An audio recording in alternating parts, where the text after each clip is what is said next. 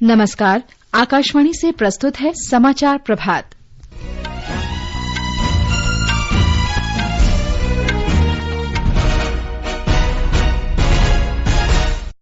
प्रधानमंत्री नरेंद्र मोदी आज झारखंड के टाटानगर से 6 वंदे भारत रेलगाड़ियों को रवाना करेंगे। प्रधानमंत्री ग्रामीण आवास योजना के 20,000 लाभार्थियों को स्वीकृति पत्र भी वितरित करेंगे। गृहमंत्री अमित शाह ने आतंकवाद से मुकाबले के लिए राष्ट्रीय अन्वेषण अधिकरण एनआईए और राज्य आतंकरोधी दस्ते के बीच और अधिक सहयोग पर जोर दिया है।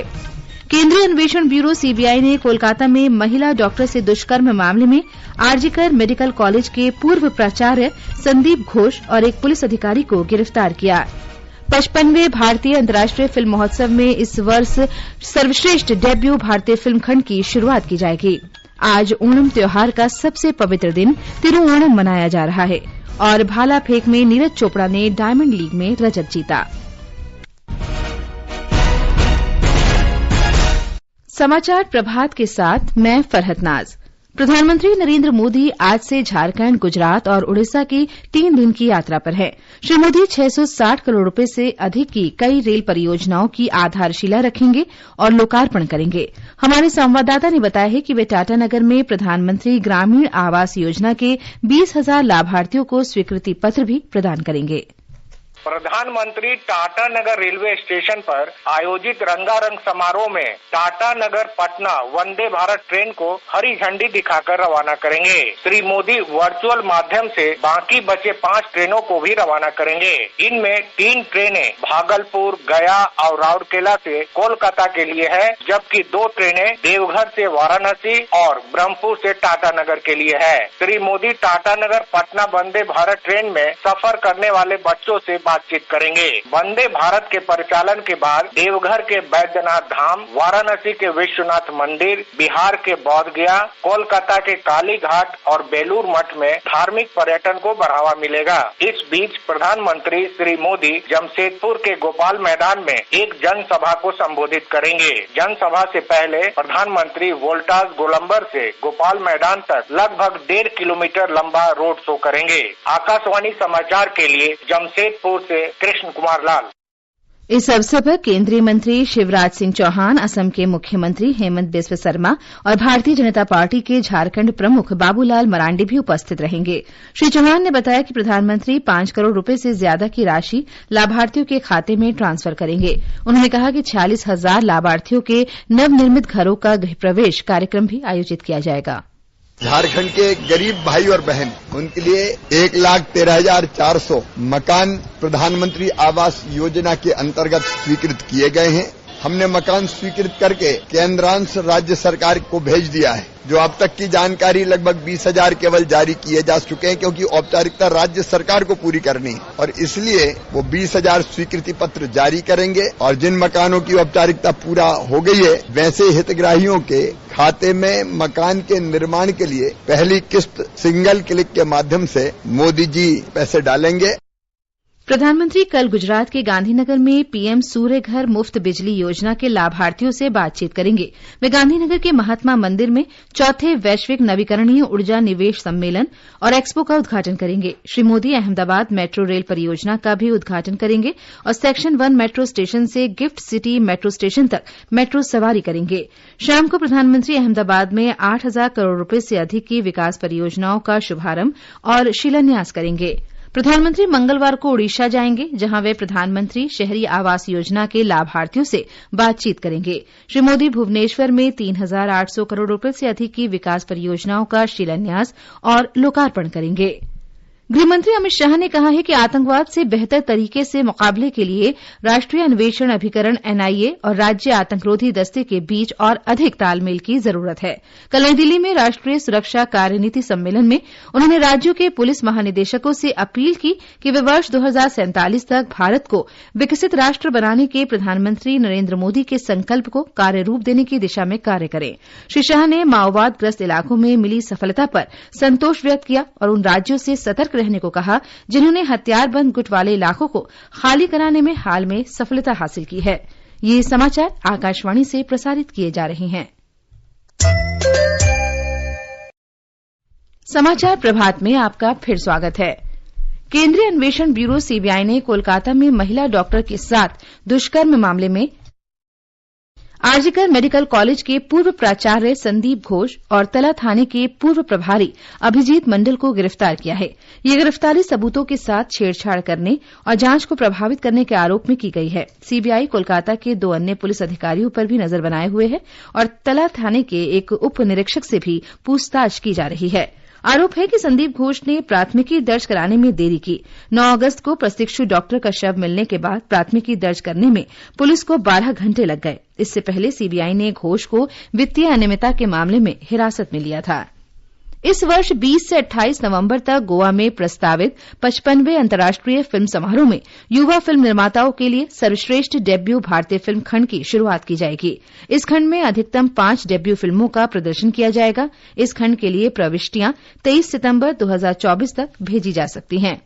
नई दिल्ली में भारत मंडपम में चल रहे 4थे अखिल भारतीय राजभाषा सम्मेलन के आज दूसरे और अंतिम दिन कई जानी मानी हस्तियां भाषा से जुड़े विभिन्न पहलुओं पर चर्चा करेंगी। आज गृह राज्य मंत्री श्री नित्यानंद राय, विधि और न्याय मंत्री श्री अर्जुन राम मेघवाल, महासॉलिसिटर श्री तुषार मेहता, जाने माने फिल्म अभिनेता अनुपम खेर और निर्माता निर्देशक चंद्रप्रकाश द्विवेदी विभिन्न सत्रों की चर्चाओं में शामिल होंगे। केरल में आज ओणम त्योहार का सबसे पवित्र दिन तिरुओणम मनाया जा रहा है। ये राज्य का सबसे बड़ा सांस्कृतिक त्योहार है जिसे केरलवासी हर्षोल्लास के साथ मनाते हैं। त्योहार के दौरान लोग विशेष परिधान और व्यंजनों का उपयोग करते हैं। एक रिपोर्ट। ऐसा माना जाता है कि राजा महाबली के शासनकाल के दौरान राज्य का स्वर्णिम काल था और अपने नागरिकों से उनकी वार्षिक यात्रा ओणम उत्सव का प्रतीक है। जब केरल अपने सबसे बड़े सांस्कृतिक त्योहार को मना रहा है, लोग पूरी तरह से उत्सव के मूड में हैं। ओणम मिलन, शुभकामनाएं और उपहारों की आदान प्रदान का समय भी है। इस साल वायनाड भूस्खलन आपदा के कारण राज्य द्वारा आधिकारिक ओणम उत्सव रद्द कर दिया गया था। इस बार ओणम का त्योहार वायनाड के प्रति एकजुटता के साथ पूरे जोश के साथ मनाया जा रहा है, क्योंकि यह आशा का और सभी बाधाओं को पार करके एक समृद्ध भविष्य की प्रतीक है। तिरुवनंतपुरम से आकाशवाणी समाचार के लिए मयूषा। राष्ट्रपति द्रौपदी मुर्मू ने इस अवसर पर देशवासियों को शुभकामनाएं दी हैं। एक संदेश में उन्होंने कहा कि ओणम फसलों की कटाई तथा केरल की सांस्कृतिक विरासत और परंपराओं का प्रतीक है। राष्ट्रपति ने किसानों के अथक परिश्रम के प्रति आभार प्रकट किया। उन्होंने कहा कि ओणम सामाजिक सद्भाव को बढ़ावा देने वाला त्योहार भी है। दूरदर्शन आज 65वीं वर्षगांठ मना रहा है। देश में टेलीविजन प्रसारण की शुरूआत 15 सितंबर 1959 को दूरदर्शन से हुई थी। सूचना और प्रसारण मंत्रालय ने कहा है कि इस महत्वपूर्ण वर्षगांठ को मनाने के लिए डीडी नेशनल एक विशेष कार्यक्रम दिल से दूरदर्शन DD@65 प्रसारित करेगा। ये कार्यक्रम रविवार सवेरे 10 बजे प्रसारित किया जाएगा। एक रिपोर्ट। वर्ष 1975 तक दूरदर्शन आकाशवाणी का ही हिस्सा था। 1 अप्रैल 1976 को यह सूचना और प्रसारण मंत्रालय का एक अलग विभाग बना और बाद में प्रसार भारती के नियंत्रण में आया। अपनी स्थापना से लेकर अब तक डीडी नेशनल ने प्रौद्योगिकी के क्षेत्र में अभूतपूर्व बदलाव देखे हैं और सार्वजनिक सेवा प्रसारण की प्रतिबद्धता को बनाए रखा है। अपने विशाल नेटवर्क के बूते दूरदर्शन आज भारत का सबसे बड़ा प्रसारक है, जिसकी पहुंच ग्रामीण दर्शकों तक भी है। इसके 6 राष्ट्रीय और 22 क्षेत्रीय चैनलों से 24 घंटे प्रसारण होता है। दूरदर्शन का एक अंतर्राष्ट्रीय चैनल भी है। यह निशुल्क DTH सेवा भी उपलब्ध कराता है। दूरदर्शन जागरूकता प्रसार का माध्यम रहा है। समाचार कक्ष से प्रवीण गौतम। जम्मू कश्मीर विधानसभा चुनाव का प्रचार भी तेज हो गया है। प्रधानमंत्री मोदी ने कल जम्मू कश्मीर के डोडा में एक जनसभा को संबोधित किया। वहीं विधानसभा चुनाव की विशेष चुनाव श्रृंखला में आज हम चर्चा करेंगे केंद्र शासित प्रदेश जम्मू कश्मीर की रामबन सीट की। 54 रामबन विधानसभा क्षेत्र जो अपनी संतुलित मतदाता आबादी के लिए जाना जाता है, में कुल 98,099 पंजीकृत मतदाता हैं, जिनमें 50,982 पुरुष, 47,116 महिलाएं और एक ट्रांसजेंडर मतदाता शामिल है। मतदाताओं की पूरी पहुंच सुनिश्चित करने के लिए इस निर्वाचन क्षेत्र में 171 मतदान केंद्र बनाए गए हैं। 8 उम्मीदवार मैदान में हैं, जिनमें 3 निर्दलीय उम्मीदवार शामिल हैं। जम्मू कश्मीर नेशनल कॉन्फ्रेंस के अर्जुन सिंह राजू और भारतीय जनता पार्टी के राजेश ठाकुर के बीच यहां सीधा मुकाबला होगा। आकाशवाणी समाचार के लिए जम्मू से गुलशन रैना। उत्तर प्रदेश में मेरठ जिले के लोहिया नगर में कल शाम एक 3 मंजिला इमारत गिरने से कम 7 लोगों की मौत हो गई। मेरठ जिलाधिकारी दीपक मीणा के अनुसार हादसे के दौरान इमारत में करीब 15 लोग मौजूद थे। मुख्यमंत्री योगी आदित्यनाथ बचाव कार्य पर नजर बनाए हुए हैं। भाला फेंक खिलाड़ी नीरज चोपड़ा ने डायमंड लीग का रजत पदक जीत लिया है।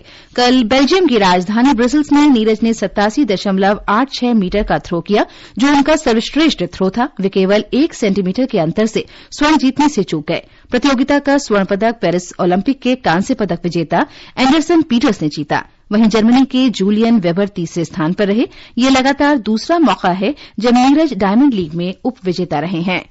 हंगरी की राजधानी बुडापेस्ट में शतरंज ओलंपियाड के चौथे राउंड में ओपन और महिला दोनों वर्गों में भारतीय टीम ने शानदार जीत हासिल की है। ओपन वर्ग में भारतीय टीम ने सर्बिया को हराया, जबकि महिला टीम ने फ्रांस पर जीत दर्ज की। आज 5वें राउंड में महिला टीम का मुकाबला कजाकिस्तान से है। ओपन वर्ग के 5वें राउंड में आज भारतीय टीम अजरबैजान के साथ खेलेगी। टूर्नामेंट में अभी 7 राउंड बाकी हैं।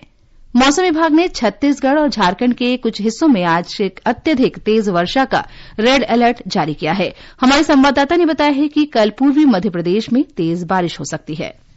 मौसम विभाग के अनुसार पूर्वी मध्य प्रदेश, बिहार और ओडिशा में भी बहुत तेज बारिश होने का अनुमान है। इसके अलावा नागालैंड, मणिपुर, मिजोरम और त्रिपुरा के कुछ हिस्सों में तेज बारिश हो सकती है। मौसम विभाग ने बताया कि गांगे पश्चिम बंगाल पर बना गहरा दबाव धीरे धीरे पश्चिम की ओर बढ़ सकता है। वहीं बिहार, ओडिशा, गांगे पश्चिम बंगाल और झारखंड के कई जल क्षेत्रों और आसपास के इलाकों में अचानक बाढ़ आने की संभावना है। मौसम विभाग ने मछुआरों को कल सुबह तक उत्तरी बंगाल की खाड़ी और बांग्लादेश, पश्चिम बंगाल तथा ओडिशा के तटों पर न जाने की सलाह दी है। अभिषेक कपिल, आकाशवाणी, दिल्ली। आज अभियंता दिवस है। ये दिवस महान अभियंता सर एम विश्वेश्वरैया की जयंती के उपलक्ष्य में मनाया जाता है। इस अवसर पर प्रधानमंत्री नरेंद्र मोदी ने अभियांत्रिकी के क्षेत्र में योगदान के लिए सर एम विश्वेश्वरैया के योगदान को याद किया है। सोशल मीडिया पोस्ट में उन्होंने कहा कि देश की प्रगति, नवाचार और चुनौतियों से निपटने में अभियंताओं का योगदान सराहनीय रहा है। श्री मोदी ने अभियंता दिवस पर एक वीडियो भी साझा किया है। अफ्रीकी देश कांगो में एमपॉक्स टीकाकरण अभियान 2 अक्टूबर से चलाया जाएगा। कांगो को अंतर्राष्ट्रीय भागीदारों से टीके की 2,65,000 खुराक प्राप्त हुई है। विश्व स्वास्थ्य संगठन ने एमपॉक्स के लिए MVA-VN टीके को हाल ही में मंजूरी दी थी। ये समाचार हमारी वेबसाइट www.newsonair.gov.in और हमारे न्यूज ऑन एआईआर ऐप पर भी उपलब्ध हैं। और अब आज के समाचार पत्रों की सुर्खियों के साथ हैं दिव्या तोमर। धन्यवाद फरहत। जम्मू कश्मीर के डोडा में प्रधानमंत्री नरेंद्र मोदी का संबोधन जनसत्ता सहित सभी अखबारों के मुख पृष्ठ पर है। पत्र लिखता है, डोडा की रैली में कहा, जम्मू कश्मीर में आतंकवाद अंतिम सांस ले रहा है। पंजाब केसरी लिखता है, चुनाव खानदान और युवाओं के बीच। कल हिंदी दिवस के अवसर पर गृहमंत्री अमित शाह के शब्द हिन्दुस्तान सहित कई अखबारों में हैं। पत्र लिखता है, हिंदी और अन्य भारतीय भाषाएं एक दूसरे की पूरक। हिंदी शब्दकोश को विश्व का सबसे बड़ा शब्दकोश बनाना हमारा लक्ष्य। कच्चे और रिफाइंड खाद्य तेलों पर सीमा शुल्क बढ़ा, किसानों को उपज का मिलेगा उचित मूल्य। अमर उजाला की सुर्खी है, बुजुर्ग ट्रंप को हराने कमला ने चला यूथ कार्ड, रिपब्लिकन के निशाने पर प्रवासी। राजस्थान पत्रिका की सुर्खी है। दैनिक भास्कर ने अमेरिका के पूर्व राष्ट्रपति डोनाल्ड ट्रंप का साक्षात्कार प्रकाशित किया है। पत्र लिखता है, अमरीकी राष्ट्रपति चुनाव में प्रत्याशी और पूर्व राष्ट्रपति ने कहा, भारत के लिए मुझसे बेहतर दोस्त कोई नहीं। भारत फिर पाकिस्तान पर भारी, कप्तान हरमनप्रीत के 2 गोल से एशियन चैंपियन ट्रॉफी का अंतिम ग्रुप मुकाबला जीता। नवभारत टाइम्स में है। धन्यवाद दिव्या। और अंत में मुख्य समाचार एक बार फिर। प्रधानमंत्री नरेंद्र मोदी आज झारखंड के टाटानगर से 6 वंदे भारत रेलगाड़ियों को रवाना करेंगे। प्रधानमंत्री ग्रामीण आवास योजना के 20,000 लाभार्थियों को स्वीकृति पत्र भी वितरित करेंगे। गृहमंत्री अमित शाह ने आतंकवाद से मुकाबले के लिए राष्ट्रीय अन्वेषण अभिकरण NIA और राज्य आतंकरोधी दस्ते के बीच और अधिक सहयोग पर जोर दिया है। केंद्रीय अन्वेषण ब्यूरो ने कोलकाता में महिला डॉक्टर से दुष्कर्म मामले में आरजीकर मेडिकल कॉलेज के पूर्व प्राचार्य संदीप घोष और एक पुलिस अधिकारी को गिरफ्तार किया। 55वें भारतीय अंतर्राष्ट्रीय फिल्म महोत्सव में इस वर्ष सर्वश्रेष्ठ डेब्यू भारतीय फिल्म खंड की शुरूआत की जाएगी। आज ओणम त्योहार का सबसे पवित्र दिन तिरुओणम मनाया जा रहा है और भाला फेंक में नीरज चोपड़ा ने डायमंड लीग में रजत जीता। इसके साथ ही समाचार प्रभात का ये अंक समाप्त हुआ। नमस्कार।